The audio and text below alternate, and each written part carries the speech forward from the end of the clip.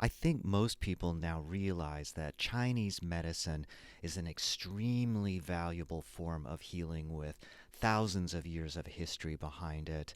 Many people also realize that India is home to a unique system of medicine. What I think many people don't realize is that Western medicine actually has a long history of natural healing, and there's some really powerful lessons that come from this old branch of medicine. So let's start with Hippocrates. This physician described a method of healing which he called medicine of the ancients, and he said this medicine must do no harm and must always address the cause.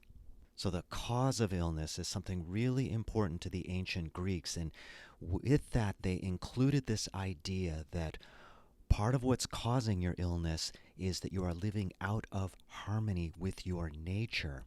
And that fundamental to healing was to step back from the way you are living and for a period of time making some dramatic changes in your life and changing what you are eating to have simple, wholesome foods and having more rest and following your body's natural rhythms. This was the curative method that was being practiced, and today we might call that a cleanse or a detox. And I actually don't like to use those terms too much. I sometimes tell people it's a reboot. That seems to be a word people relate to these days. But whatever you want to call it, it's about taking some time out where you're going to make your health your absolute priority. When you do this, the idea is that you tap into the healing power of nature, that force within you which makes you grow and evolve and heal. So, core to the philosophy is that you're not really treating your disease. What you are doing is supporting your vital force. And the therapies that you would use to do this would include dietary therapy, herbs, many of which are herbal remedies used by Western herbalists to this day. There was also hydrotherapy, which is the application of hot and cold water as a way to stimulate the healing force. And last, but certainly not least, there were dreams.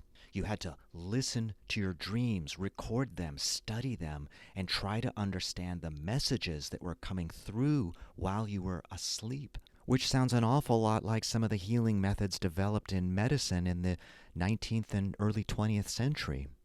Now, one question I've held for a long time is, who were the ancients that Hippocrates was talking about? I mean, where does this system really come from?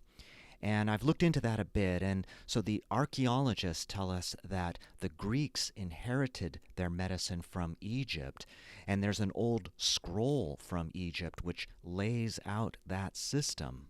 This may be the origin of it, but there's also some clay tablets from Mesopotamia, which is now what is called Iraq. These writings are even older. Apparently, by studying the writings of the Egyptian medical text and the clay tablets of Mesopotamia, it is believed that these are both copies.